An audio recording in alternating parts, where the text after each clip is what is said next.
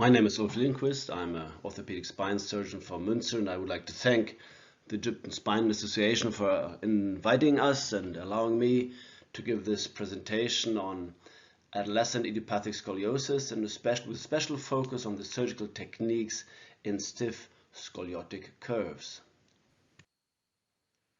This is, as you all know, the standard of care in adolescent idiopathic scoliosis. We can either go from the front or from the back, and here are the x-rays. You can go anteriorly in single thoracic curves or even posteriorly, with some advantages for the anterior and other advantages for the posterior technique. We all know that in the anterior technique the fusion length is shorter, the rotation is better, but the posterior technique is probably more easy, hasn't those approach related problems, even though instrumentation levels might be 1 or 2 levels longer, especially distally. So in double major curves like the Lenke 3C curves, posterior correction of both curves is certainly absolutely the standard today. And in single level curves, especially the Lenke 5 curves, the lumbar and thoracolumbar curves, the anterior correction, as you can see here from end to end vertebra, is standard of care and has clear advantages over the posterior correction. But these are standard cases, and I would like to focus on more challenging cases like these. Curves above 80 degree with a bending correction of less than 30%. As you can see here, 16-year-old girl with a 113 degree curve on traction reduces to only 108 degree. So what do you do with these challenging curves? Another example, 14-year-old girl with a 114 degree curve, and on the bending it reduces to only 70 degree. What do you do in lordotic curves, like here with a thoracic lordosis of 11 degrees and a very stiff curve? So these are the challenges I would like to discuss with you within the next couple of minutes.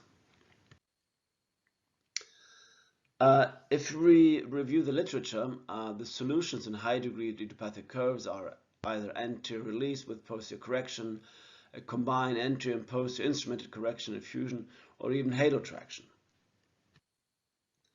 We know that Ponte osteotomies are very effective. They allow a greater three-dimensional correction, they allow a better restoration of thoracic kyphosis, but also they increase the risk of neuromonitoring alerts. We have adopted following technique for more than 10 years ago and published that 4 years ago in the European Spine Journal. We do a single-stage pedicle screw instrument correction and fusion with a high pedicle screw density. We do thorough posterior release and a concave thoracoplasty to further release the posterior elements of the spine. So I would like just to briefly review the surgical steps. You do a slightly curved skin incision. You would do a thorough posterior release with the Schwab type 1 release. We do not do Ponte osteotomies for several reasons.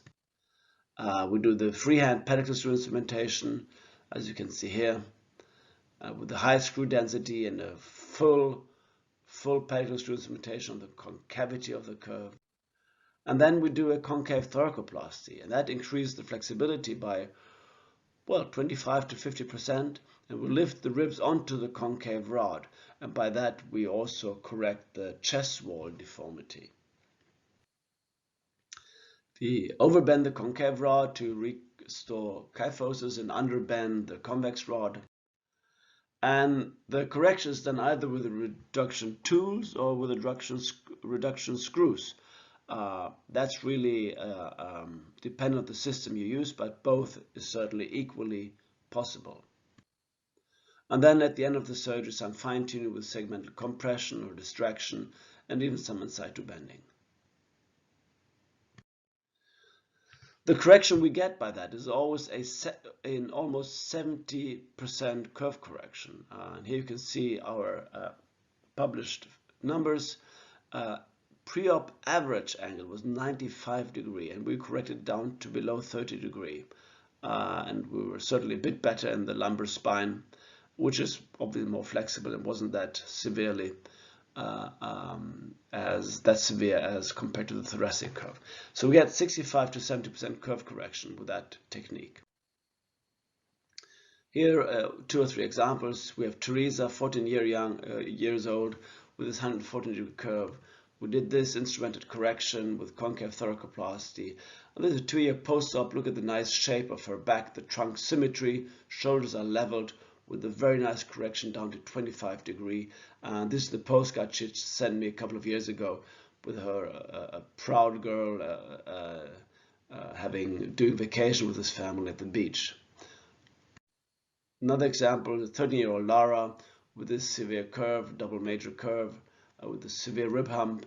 Post-instrument correction and fusion, 2 years post-op. Look at the nicely stretched trunk with the restoration of the chest symmetry, no rib hump anymore, with a nicely balanced spine.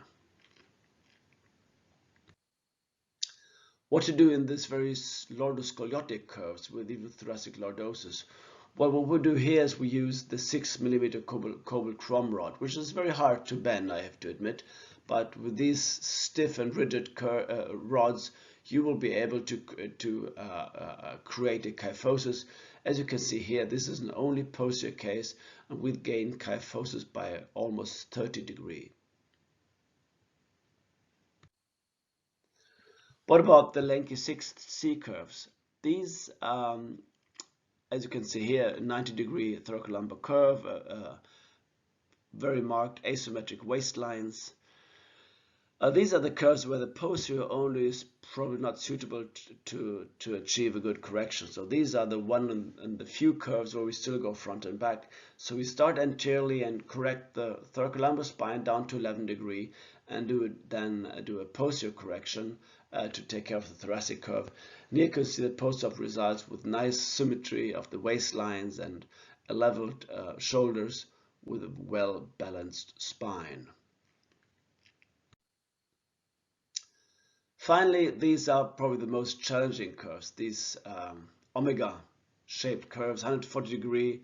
Sophia from Armenia came to see us with this severe curve. She had a severely restricted vital capacity. And these are the cases where you have to do a vertebral column resection in order to get some curve correction. And this is quite challenging surgery, very risky surgery. This is the way it works. You insert your pedicle screws and then you just resect the apex of the curve, and you have to be very careful with the spinal cord, which is at risk. So neuromonitoring is of course mandatory, and then you do the correction without shortening the spine too much. Here you see what we did. We did the apical vertebral column resection T8 plus concave rib osteotomies, pedicle screw cementation, corrected it down to 60 degrees, which is a 60% curve correction. But look at how nicely stretched the trunk is with a balanced spine and level shoulders. And this, she gained 12 centimeters, was neurological of course intact, and she's very happy, as you can see here, with the result. So let's have a look into the literature. Only posterior correction and fusion in the high degree curves, 60 to 65% COP angle correction.